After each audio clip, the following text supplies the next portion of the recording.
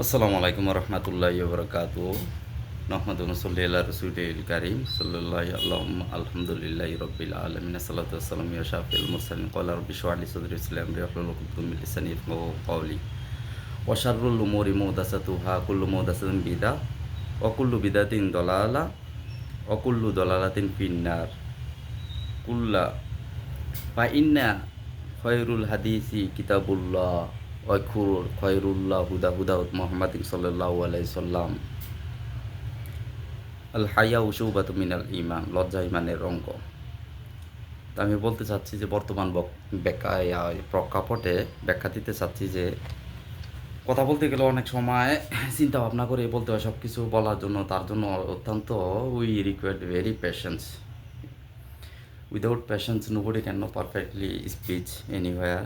সেই জন্য আমি বলতে চাচ্ছি যে তথাপি বর্তমানে যে পলিটিশিয়ান যে পার্টিগুলো যে প্রপাগান্ডা চালাচ্ছে, ভালো খারাপ সব কিছুরে এখনকার যেহেতু ভিডিও অডিও সব কিছু আছে।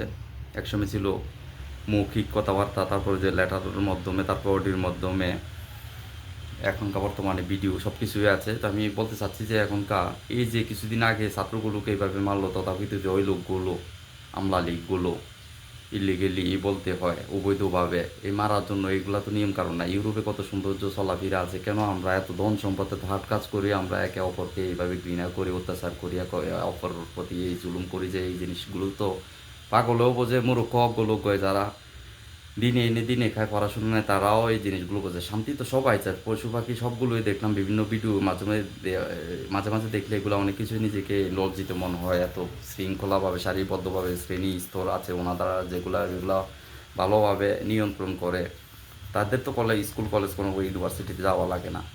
পশু পাখি, কুকুর, টিয়া, বিভিন্ন রকমের অনেক কিছু আমরা দেখি, বিড়াল সহ। তো তাতে কি আমি এখানে এই সময় এইটুকুই বলতে চাচ্ছি যে সবাইকে, সমগ্র বাংলাদেশি আমার পক্ষ থেকে অতি বিনীত আকুতি বিনয় করে আমি বলতে চাচ্ছি যে আন্তরিকভাবে সবাইকে, এই যে কিছুদিন আগে যে লোকগুলো মারলো, রক্তগুলো এখনো শুকায় নেই ভালোভাবে। এই স্বৈরাচারের বিরুদ্ধে তো সংগ্রাম করে ছাত্ররা কোনো, তাদের কাছে কোনো ইনভেস্ট করার মতন কোনো ক্যাপিটাল নাই। তারপরও জায়গায় জায়গায় রং পেন্টিংয়ে ডিউটি করে অনেকভাবে তুলে ধরতে আছে সিঙ্গাররা, ইসলামী যে নাশিদ, ওনারা আলেমোলামারা সব কিছু এক মুখ বলে কথাবার্তা বলতে, যে কি ভারতের কিছু চ্যানেল বিভিন্ন কিছু বলে প্রপাগান্ডা ছাড়াচ্ছে বাংলাদেশে ওইটা ওইটা 31টা জায়গাতে মন্দির ভাঙচুর করলো, তাও লীগের লোক। তো আমি বলতে চাচ্ছি যে যে উপদেশটা আনলো ওনার ফ্যামিলিতে মনে হয় সবগুলোই মানে ওই যে আমি লীগের মনে হয় খেয়েছে, মেডিসিন আছে, না হইলে ওনার মুখে দাঁড়িয়ে নেয়। মুসলিম দেশের ভিতরে মুসলিম নেতা থাকার কথা, কারণ ভালোভাবে চলাফ করেনি তাও সন্দেহ। উনি যেহেতু আগে জব করছে এইসব ধরনের, আমার মনে হয় অনেক টাকা ঘোষ খেয়েছে। আর ওনার ওই বয়স হয়ে গেলে জাহেল বলে কোরআন হাদিস অনেক জায়গাতে আছে, ব্রেনে কাজ করে না। আর ছাত্ররা হইলো আবেগী, তারা ওনারা একটার মাপ দিলে হয় না 50 কেজি, কিন্তু যেই কাজগুলো করছে মনে হয় যে একটা জ্বলন্ত একটা লাইভের একটা কম্পিউটার। আল্লাহ এগুলাকে প্রযুক্ত করে মা উনজিলা মির রব্বিকুম, যে আমরা ফলো করতে হবে কোরআন, আল্লাহর আসমান থেকে যেটা নাজিল করা হয় ওই নাজিলকৃত ওহির বিধান তৈরি করা। সালাফি মানহাজে ডক্টর আসাদুল্লাহ প্রফেসর স্যার আছে, উনি সব কিছুর গান রাখেন। ওনাকে যদি এই উপদেশটা দেওয়া হইতো বা মন্ত্রিত্ব দেওয়া হইতো, মানে আমার মনে হয় 1 মাসে সব কিছু সফল সমাধান আসলো হইলো। কারণ ইসলামী রুল ছাড়া, ইসলামী শরিয়া মানে শুধু ইসলামী মুসলিমের জন্য না, মুসলিমরা মুসলিমের আইন, হিন্দুদের হিন্দু, খ্রিস্টানদের বৌদ্ধিস্টদের বৌদ্ধি, শিখদের শিখ, ইহুদিদের ইহুদির যা যা আছে কোরআন বিধানে তাদের পুস্তকের ওই অনুপাতে শাসন করাকে ইসলামী শরিয়া বলে। তাহলে ওইখানে যখন যেটাই করবে অ্যাকশন নিয়ে ফেলবে। তো আমি শর্ট ভিডিওর ভিতরে এত কিছু তুলে ধরা যায় না। বর্তমানে যে ইলেকশনটা আসবে, ইলেকশনের জন্য পাগল হয়ে রয়েছে যে শাখাওয়াত হোসেন, ওনাকে বাইরে আছে ধরছে, উনি আওয়ামী লীগকে রক্ত শুকায় নেয়, এখন আওয়ামী লীগকে কীভাবে আনবে ওই চিন্তা ভাবনা করতেছে বাংলাদেশের ভিতরে। আমি বলতে চাচ্ছি যে ছাত্র ভাইরা আপনারা হাল ছাড়বে না, এত কষ্ট করে এগুলো করছেন। উনি বয়স্ক মানুষ, ওনার কানের ভিতরে ঢোকে নাই। আর ওনার ফ্যামিলির মনে ছেলে সন্তানগুলো ওনাদের মতন মুনাফিক হয়েছে মনে হয়।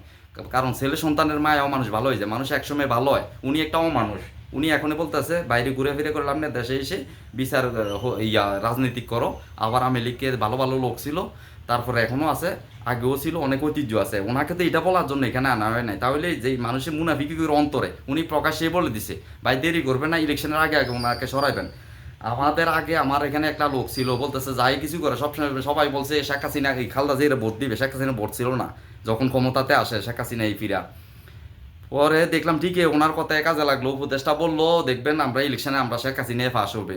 তো আমরা সবাই, আমার একটা জেঠা ছিল উনি মারা গেছে, উনিও বলছিল দেখো ওনার কথাটাই ঠিক, যেহেতু উনি উপদেশটা মিথ্যা হবে না। তো আমি তথাপি সেজন্যই বলতেছি সাখাওয়াত হোসেনরে ইলেকশনের আগে আগে আউট করতে হবে, উনি একটা প্রকাশ্যে মুনাফিক। হ্যাঁ, ওনার কথাবার্তা সম্পূর্ণ আওয়ামী লীগ রক্তের ভিতরে একবারে সব কিছু দিয়ে। সমাজের সারা পৃথিবীর মানুষের এত স্বৈরাচার এত বছর পরে শান্তি আসলো, উনি আবার এই যে উস্কানিমূলক কথাবার্তা বলে বলে শরম ভাঙে তাদেরকে সাবাস দিয়ে দিয়ে রোডের ভিতর ওনার কথার কারণে এখন জায়গা জায়গা মিছিল করতে আছে আওয়ামী লীগের লোকে। ওনাকে অতি তাড়াতাড়ি এখান থেকে বিদায় করতেই হবে, কারণ হইলে একজন মুনাফিকের যদি জায়গা দিই আমরাও মুনাফিক, মরার পরে আমাদেরকেও ছাড়বে না। কেন কেন ওনাকে আমরা রাখতেছি, সাপোর্ট করতেছি। তো আমার ভিডিওতে এত কিছু বলার সময় নাই, সেজন্য আমি এখন শেষ করে ফেললাম।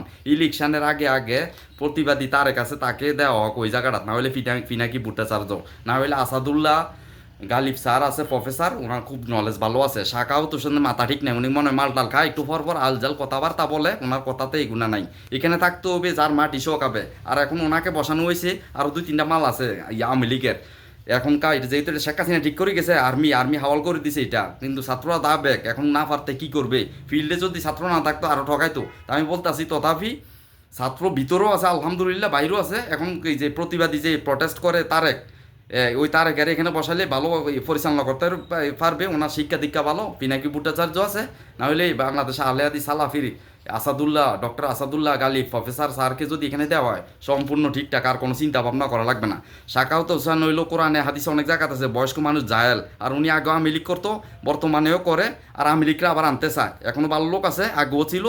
আপনারা এসে রাজনীতি করেন। হ্যাঁ, উনি যে কেন যে আন্দোলন করলো কোনো কিছু ওনার মাথার ভিতরে নাই। ওনাকে যেভাবে এখানে রাখছো ইলেকশনের আগে আগে অতি তাড়াতাড়ি আউট করাই দিও, না হলে ইলেকশনে আবার ফখরুদ্দিনের মতন ভালো ভালো করে পরে দিয়ে রে মিডিয়ার ভিতরে বলবে আওয়ামী লীগের ভোট, আওয়ামী লীগের ভোট, আওয়ামী লীগের ভোট, খালেদা জিয়ার ভোট নাই। হ্যাঁ, এই বলে আমি বক্তব্য শেষ করলাম, বেশি কথা বলা যাবে না। জাযাকুমুল্লাহ খাইরান, আসসালামু আলাইকুম।